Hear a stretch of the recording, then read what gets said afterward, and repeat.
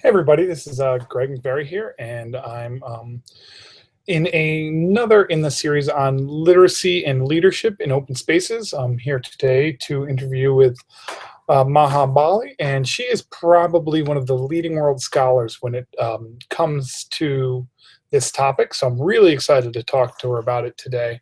I'm just trying to get her on. She's actually taught me how to use YouTube Live. I had it all set up, but thought you had to use this like weird encoding software I installed and didn't think that Hangouts on Air was there. I swear that button that said quick and you had the ability to choose Hangouts on Air did not exist before. So I am extremely glad that Maha has showed me the way.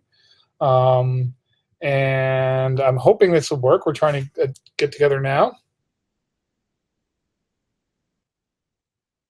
And I'm telling her I sent a new link to HOA the way that she taught me.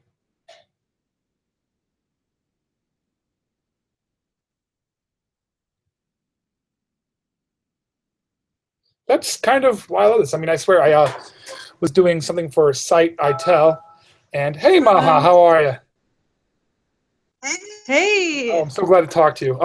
I swear that button did not exist the first couple times I tried YouTube Live. You had to download this like encoder and then set up the video encoder. I know. Okay, I'm so glad it's just one Everyone... button solution. Yeah, I know, but you've got echo on your side. Or maybe it's my problem. Hang on, let me get... I'll turn my volume down a little bit too. Headset? No, but I'll also... Yeah, okay, it's probably both of us actually. Yeah. I picked up one of those blue... But yeah, yay, now you know how to use this. And we're already live. So you're going to cut it up later, are you? Yeah, I did a whole blog post. You started broadcasting right away. I did a whole blog post. I am broadcasting on my first experience with YouTube Live, like talking about how horrendous the experience was and how much I missed HOA. So I'm glad it got fixed like right away. Like I turned around and said, "Oh, I'm not doing that anymore." Yeah, no, I think we got lucky. I mean, I think Alan Levine and Ken Bauer probably tried that as well, but I'm not really sure how we discovered this option. That option wasn't there because I mean I searched the yeah, it was there like the second day or something. Probably someone cried. Probably someone cried when they didn't find I know I did. And so by the time we got around to really properly testing it, it was there. And then we totally ignored all the encoder stuff because people were like, "That's going to cost money," and I don't know what. Well, and it was hooking up to AdSense too. I thought a lot of people were hesitant. Yes. So I think that was about all of one day that was the case. Okay, so I guess I shouldn't have given up so fast. But I don't mind a little post-production and using regular Hangouts and doing some post-production work. But it's something more organic about knowing it's just live. Well, I was explaining to the audience that this is another video in the series on leadership and literacy, and that what I'm really looking at, and this has kind of been a snowball effect on the people I've interviewed, because I was like, oh, I'm going to talk to these people, and everyone's like, no, you got to talk to this person, you got to talk to this person.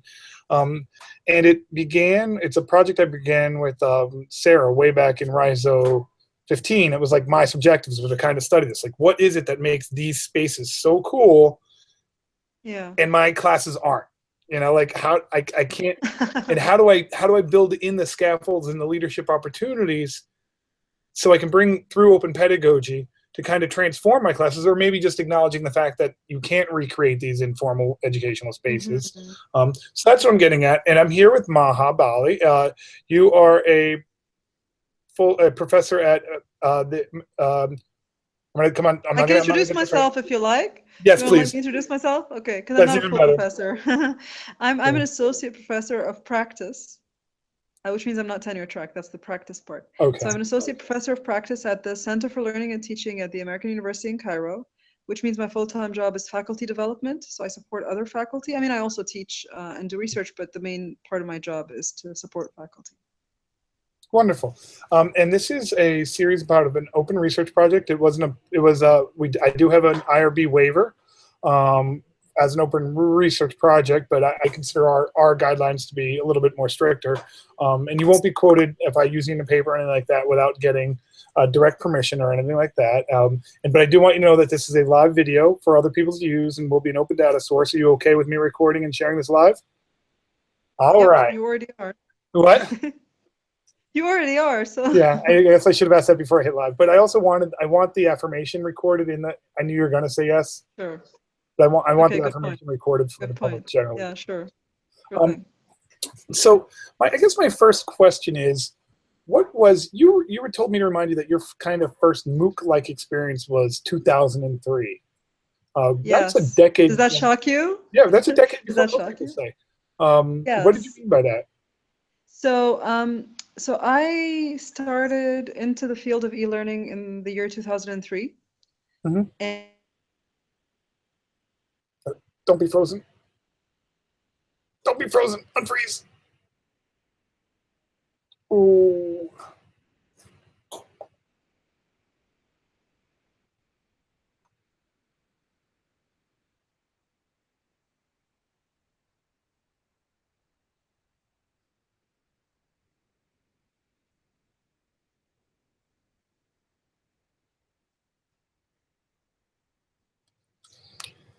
All right, so we're on a little pause while Maha is frozen.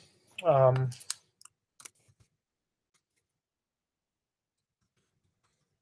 right when we were getting the juicy stuff about her first experience in 2003, but a little bit about where I met Maha. Up there we are, unfrozen.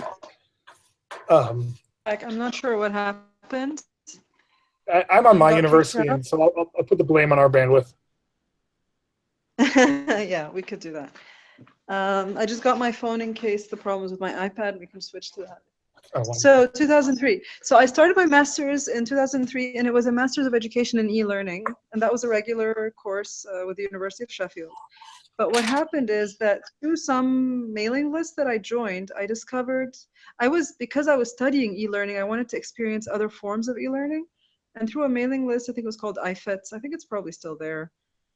It's with IEEE or something. I learned about a course called Icarus. And Icarus was what we would call now a MOOC, but it wasn't called that. It was called an Icarus online seminar. It was free. Anyone from all over the world could join. It was, at the time, it was on Moodle, and you just signed up and you were part of that. And that course had people from facilitators from very many different countries, including someone we now, a lot of us know from RISO 14 and 15, Nick Kearney. Oh, Nick, okay. That's where I met him. Yeah, that's where I met him. He was one of the facilitators of that course. I think maybe, not massive as in thousands, but maybe there were like 200 or 300 people. In 2003. And that was Yeah, the early days of e-learning where you said you have to work in groups of 8. Remember that? 8 and 10 group sizes. And we had like all kinds of different things. We worked on wikis together. We learned about blogging. This is where I learned about blogging. This is where I created my first blog. We worked in small teams that we formed. I don't think they formed the teams for us. So it was a lot like a MOOC, and we had a lot of freedom over what we did. There was this funny quiz thing that we used to do, but it was very different than any quiz you've ever seen ever in your life. And after you do the quiz, you go to a forum to discuss your answers with other people. Like, oh, this is 2003. Like, none of that stuff used to happen back then. No, and this is I'm thinking back to the Moodle version you're on, because I did some early Moodle development back then, so I'm just it's actually bringing like some sphere to me. I'm thinking about Moodle in 2003. Well, that's awesome. See, and I was saying before you got on that I really consider you to be like one of the international experts in terms of open pedagogy and open learning spaces. So why do you join these courses? Because I saw when we did the social, well, I didn't do the social, when Ross and Sarah did the social network analysis, across so many different courses, you're kind of a central node to so many different spokes. Mm-hmm. Why do you do these courses? Yeah, so that's a very good question. So when I first started, and this is 2003, I have a computer science and IT background, and I moved into education. And at the time, I was the only person, really, at my institution who knew anything about e-learning at my kind of level. So I had three colleagues, the boss and the director and the social director. So these are like much more advanced people in their seniority and everything. And I had one colleague who was doing more of the technical multimedia stuff, but I was the only pedagogy person. I had no one to learn with or from. And I didn't know that I was a social learner, I guess, but I learned that I am. And the thing is with e-learning, it was such a fast moving field that you needed to keep up, and it's very difficult to keep up on your own by just reading what other people are doing. You needed to experience it. And so in my first year in the job, I took 3 different types of e-learning courses. I took the master's that I was working on. I did this free one, and I did a short-term paid but not very expensive Harvard one. Okay. And so for me, it's just this. There's so much you can learn from other people, and there's never enough people around me in my face-to-face environment to help me with that. And I mean, even when I got into doing my PhD in education, which is at the time we didn't have a graduate school of education. We do now, and I have a lot of people that I can talk to now about education in general. But at the time there weren't. And so when I was finishing my PhD remotely, it was helpful to find people on Twitter to ask questions. And I'm in an American university in Egypt, but my university where I was doing my PhD was in the UK. It's a very different system for the thesis defense, which is called a viva. And so it was very helpful to get advice from other PhD students about all kinds of things. And you start to realize that you don't need to have people in your face-to-face to learn. And so I think it's about a hunger that I've got for learning. So this, it's not just for my master's or PhD or my work, it's just my own personal professional development. And there's never enough of that in your face-to-face life. You focused on that you need to do experience-led learning. What is the experience that, if you're explaining what happens in CL MOOC or Rhizo 15 or any of the, or or DS106, what experience would you explain? What is that experience to a layman? I don't even think it's one experience. I think there are a lot of different experiences, right? Okay. I mean, just look at Rhizo, and so there's this paper that we wrote about what makes a CMOOC endure. I don't know if you've seen that one. I had No, I Pia haven't. Zamora, Rhonda Justin, and so there are 5 or 6 of us who wrote this collaborative autoethnography on what makes connectivist MOOCs work or endure, like stay beyond the dates that they're supposed to stay. And each of us tackled different angle. So there's the collaborative making is very, very interesting for a lot of people. And I think that's happened through a lot of different courses, obviously DS106, but in DS106 you could create on your own and just share. But with Rhizo, where we wrote songs together and we sang different parts of it and different people played different things, and just being part of that sense of belonging and being part of something, that gives you a lot more. I think, the thing about Sarah, who thought she'd never play her ukulele in public, but being with other people sort of encourages you to try new things and take risks. So there's that. I think for me, the most important part of all of that, though, is I start out wanting to learn, but I end up building relationships that endure. And I've changed as a person because of that. I don't do connectivist MOOCs really technically anymore. I think with virtually connecting, I'm interacting with people all the time. The community of us on Slack and then meeting people on Hangouts like this one all the time. I think I'm in a sort of, we're talking about virtually connecting as in a connectivist learning movement that isn't a MOOC because it's not a course. Yeah, it's not a course, it's community, it's that growth. It's just about connection and just talking together. And so for me now, it's more about just building relationships with people, and it's different things for different times. So it's no longer that I need a MOOC to be there for me to build something. So for example, I teach educational game design. I discover that Keegan Longwheeler and John Stewart do things, Rami Kalir does things, and I connect with them and I connect them to my students as well. I mean, you were asking earlier on, how do I get this kind of feeling into my classes? And what I do is I just connect them to other people's classes that are doing similar things. And I don't do it nobody probably, I think, can do it as much as I do. Like, I can't ask my students to do it the way I do. They have 5 other courses or 4 other courses they're doing. But for my course, they do a little bit of that. And they're fascinated when they get a response from another person in another country, or they get to see what other students are doing somewhere else. So I mean, they can't get the depth of that connection if I don't plan it fully into my course. And that's not always easy because different semesters, different time zones and all that. Do you think in your instructional design of your courses, you could be as open in the pathways as we are in, say, or does the newness of it all to the learner require greater scaffolding? Can you do something like where it's just like, oh, you're going to plan, it's day 1, there's no syllabus, you can plan your course, kind of, when you compare the learning events in Rhizo. Could we do that in our classes? Gosh, I wish I could. Okay, good. I'm not the only one who feels I can't. So yeah, no, I think most of us don't have that option. I wish I could teach with no grades. And but I do try within my power to be as flexible as possible and to allow students to pursue what they're interested in, and give them opportunities to meet people outside of the class. Just having an open class where all my students' assignments are on their blogs, and I encourage, and if there's something interesting for other people, I'll link to them from my blog so that other people can find them more easily. And their blogs are aggregated in one place. So I mean, I'll give you a very quick example of something. We had the Digital Pedagogy Lab here in Cairo. Amy Collier was giving a keynote, and it was on the day that I teach. So instead of teaching my class, I asked them to attend Amy's keynote. Okay. And she was showing Gardner Campbell's Taxonomy of Learning with love at the top. And so what I did is that I asked my students to recreate their own to hack Bloom's taxonomy. Sounds like a DS 106, right? Yeah, no, it sounds like So great, man. I'm totally hack seeing Bloom's that. taxonomy. This wasn't an assignment that I had planned ahead of time because I didn't know what Amy was going to talk about.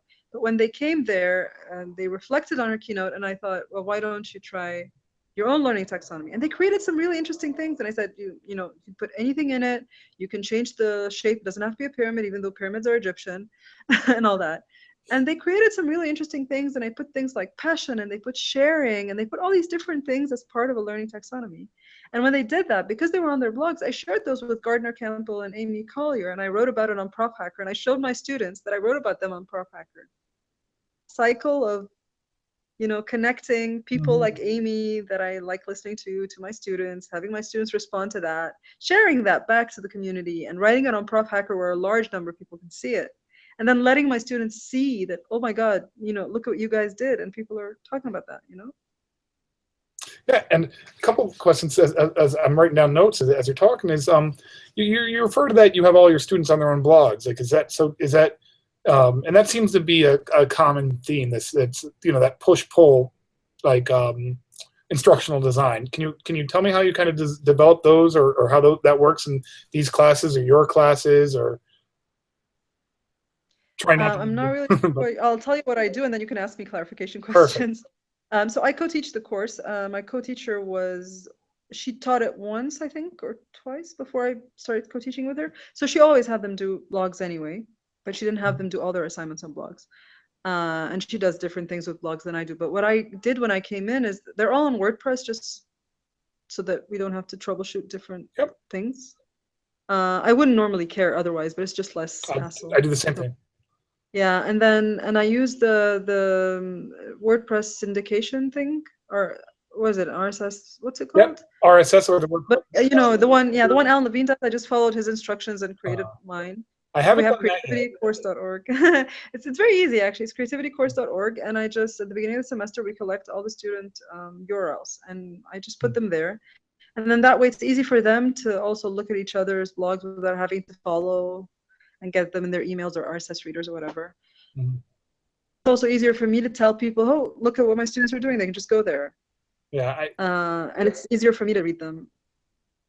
I use a stream. I've tried both, where I use like just an aggregated RSS site, and another one where I just created a social, like a class chat stream, using Known or Slack or something like that, and then they're responsible to say, hey, here's my latest post, here's my latest post.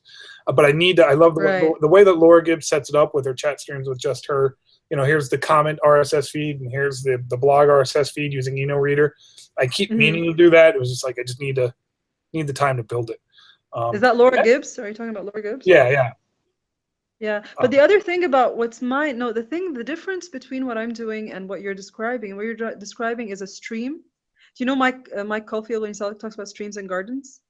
Yes. Even though mine is a stream, it keeps all the other older ones, and they're easy to find and search. I don't know if what you're describing would make it like that, because the thing is that my students can go and see what other students were doing last year.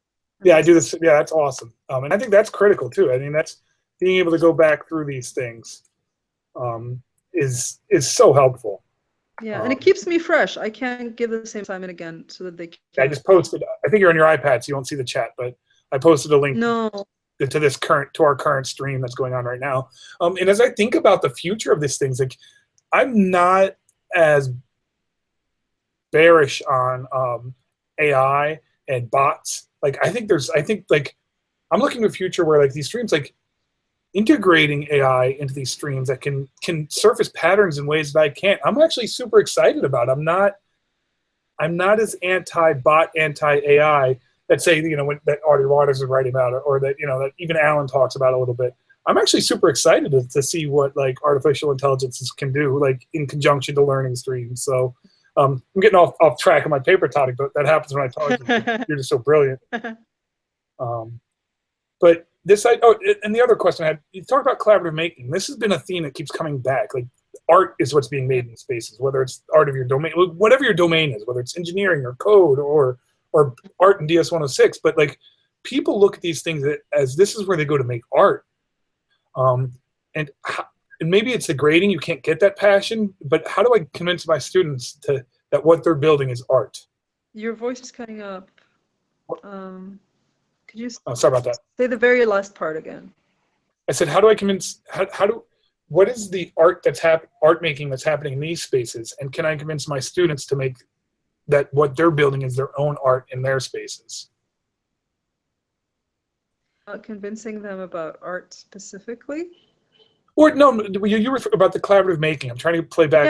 Yes, yeah. I know. I think, but I think, I mean, it's not about it being art. I think it's about creating something that could be useful or that could be reused. Or I think different students will have different motivations for this kind of thing. And some students will be more timid about that kind of thing as well. Like some students, and this is the case for connectivist MOOCs. So this is the important thing that don't see. So this is, I think maybe that might be, like this idea just came to me right now, is that, you know, when you say, how come you don't get the same enthusiasm in your classes as with connectivist MOOCs? People who might be following something like Rhizo 15 or DS 106 or whatever, and how many actually participate and actually create stuff, that's probably like 10%. That's true. People, and there are people we know who participate in other ways, but with the collaborative making, they're not comfortable. There are people who aren't comfortable with hacking, they're not comfortable with their stuff being hacked, or they don't find themselves artsy and they don't think of themselves as creative. And I don't think that that's necessarily true. It's just how they see themselves. So like in Rhizo 14, I didn't do any of the poetry stuff that they were doing. And then I was doing TVSZ, and you had to do a poem for like, I don't know, go back to being human from being a zombie or something like that. And then I discovered that, oh my God, I love poetry. And I hadn't written poetry since I was like 12. And now I write a lot more poetry. But this is one of the things, like I played TVSZ with my students, the non-zombie version. I do a Twitter scavenger hunt with my students where they do little things.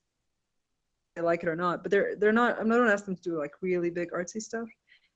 Or our definition of art. I love that idea of the 3, like you're saying, oh, there's 10%. So if my class is 30, if there's 3 people who leave that class that are super active still, then that's probably relevant. That's probably the exact same thing that happens in the other courses. Exactly. And then the thing is, like with blogging, I'll have a lot more students who get into the blogging, and some will continue beyond and some not. Some will be really into Twitter. Like I do all sorts of different things. And if you give them all these different opportunities to do something interesting, they'll find something that they like, but not all of them will like everything. I mean, there are very few people like us who will like everything. So yeah, but I mean, like for example, that Bloom's taxonomy thing, the hacking the Bloom's taxonomy thing was an individual project, right? Maybe if they created it collaboratively, but collaborating with people in the class is normal. We do that all the time. People outside of the class, that's a bit more complicated, and we shouldn't oversimplify it, like especially when they're undergrads. It's a big deal, and you know, cultural misunderstandings can happen, and well, especially in my case, obviously, because we're very culturally different. Like maybe within the US it wouldn't be the same, but it would be probably if you have like a community college versus a elite college or whatever. And that's where I'm in that in between. We have we're kind of like, I'm at a teaching college. We draw a lot of first generation college students, and I get that. Well, just why am I joined this online. One of my students said, oh, I wrote a comment, and some of the feedback was like, oh, I really want to see you interact and talk more in class. You know, we need to hang out together. And she's like, it doesn't say on the syllabus that way. And how many times do I need to comment on somebody else's post? I'm like, no. Like, I don't want to put a number to it. It's community. It's like, I wouldn't grade every comment in our face-to-face classes, but that's that. Being online doesn't mean alone. And I think that's the first lesson I'm trying to teach my kids. And I think you're the perfect example. You started off that way. I went online because I was alone in face-to-face. And like my kids go online to be alone in a sense, because they don't want to, either because of time shifting, or they're single moms with a couple jobs, or even, it's time shifting for them. They want to be alone. And I'm like, no, we gotta. So I like what you just said there. And that's going to be something I remember. One last question, because I said I only take like 15 minutes of your time, and I could hang out and talk to you forever. my focus is this, and it was Gardner Campbell who wrote about this originally, who really got me thinking about it, and my work with Mozilla in terms of leadership development in these spaces and how the interplay of developing leaders in these spaces. You are, like I said, I think you're one of the international leaders in terms of open pedagogy. What is it? How are there specific scaffolds, or what makes a leader in these spaces? I guess not the scaffolds. That'll be the next question. So I have two more questions for you. But what makes a leader in these spaces? It's a very interesting question. So when you say leader, I think you mean that other people follow. Followers make a leader. Followers make in a way, right? Mm-hmm. So you could have the greatest ideas in the world, but nobody's following you, and you're still not a leader. And you can have all the enthusiasm and all the potential. So I think maybe it's finding. I think there are probably two things in these spaces that make a leader. I think one of them is generosity. That you're not only doing the things that will benefit you personally, but things that will benefit other people as well.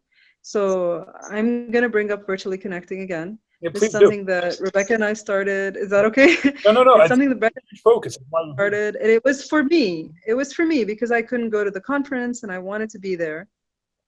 And I still have that problem that I don't go to a lot of conferences, but everybody's seeing that now I am traveling a little bit. And I'm very lucky to have a couple of keynotes next year as well. So I'm even, but I still, sorry? Now you get paid too. Yes, isn't that nice? But the thing is that I still do virtually connect. There's a lot of work that happens before the actual hangouts happen that everyone sees. And I do a lot of that work, and actually I don't have time to attend all the actual hangouts anymore. But I still do that because I'm seeing the value it has for other people who can't travel for whatever reason. They're graduate students, they don't have travel funds, they're adjuncts, all these reasons. And I do it with a lot of love, really. It's not, I mean, I think at the beginning I was doing it for myself, for my own professional development or whatever, and it's still good for my professional development, whether I'm in the hangout or I watch it later or whatever. But I think doing something that will benefit other people, like finding the thing that people need and working on that, and maybe finding the right people who want to work on it with you also. So we've got a great team of other people working on this with me, and that's why it's possible. But what else makes a leader? To be honest, I'm thinking about. Sorry? I said that's a good list to start.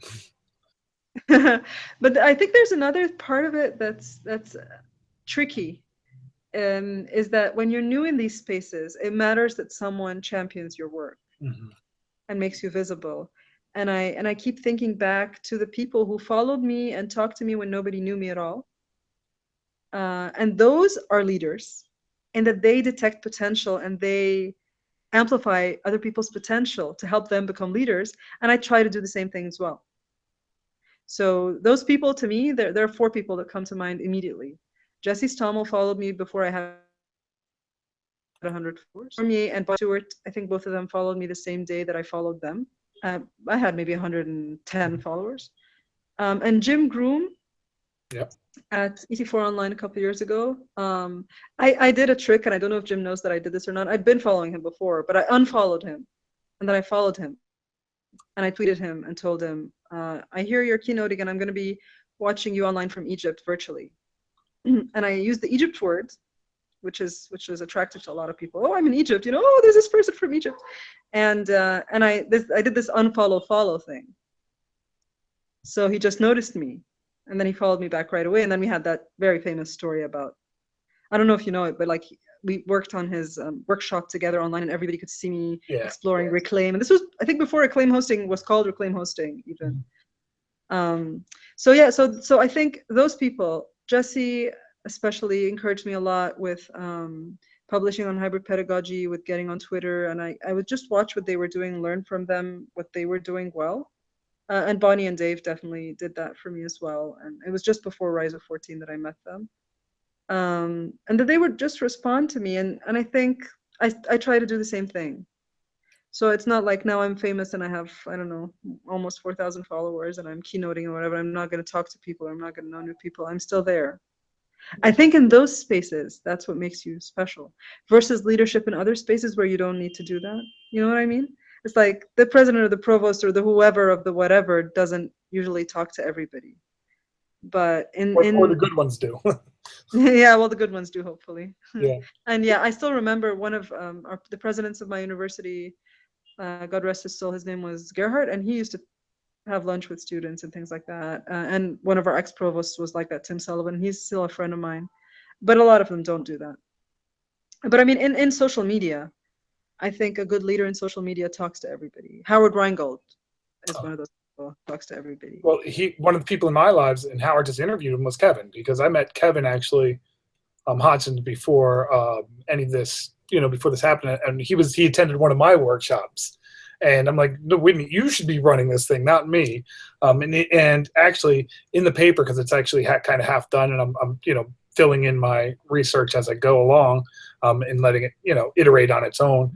I created this. I'm using persona design from like UX to like make case studies in a sense, and what you're describing, that amplifying other people's work, championing the work, I'm calling that the ambassador. Like there's like every one of these spaces has these like people that just navigate to being like not the guru, not the teacher per se, but just the straight ambassador. Who's like he'll be that first follower. He'll be that the Jesse Stommel for you that followed you that first time. So how do I build that kind of that amplifying, that generosity in my courses? Is it possible? I don't know if you want to do that for your courses. It's a very different. No, because it's a very different kind of thing, because it's not like your students are in the whole wide world all on their own. But I mean, I'm just thinking about this in the sense that you could encourage your own students to amplify each other's good work. Yeah, there's a good point. There's a good strategy. And what there's one thing that when one of my students does something that I like and I amplify it on Twitter, but there's another thing for students to read each other's work and amplify the stuff.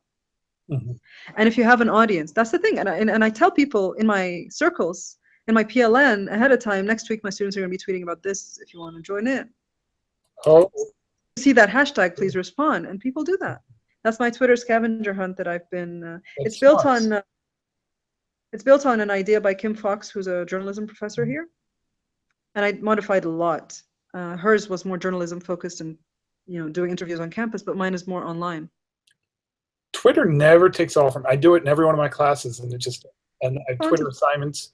I got to get into like Snapchat or something or Instagram. That's where my students are, but I'm trying to explain this. But with these context collapse, professional what are they doing on Twitter? What are they doing on Twitter? Are they meeting people outside of your class, or people? Well, we're trying. It's just they're not, or they've come to know Twitter as a place of hate, and like they've just had one bad experience, so they don't want to go back.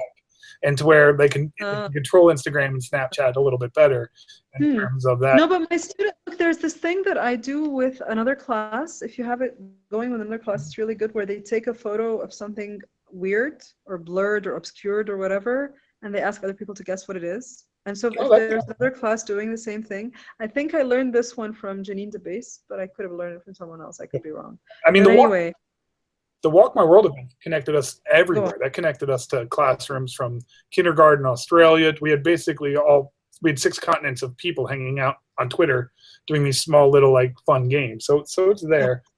I do want to let you go. I've eaten so much of your time, and I know I could just talk to you forever.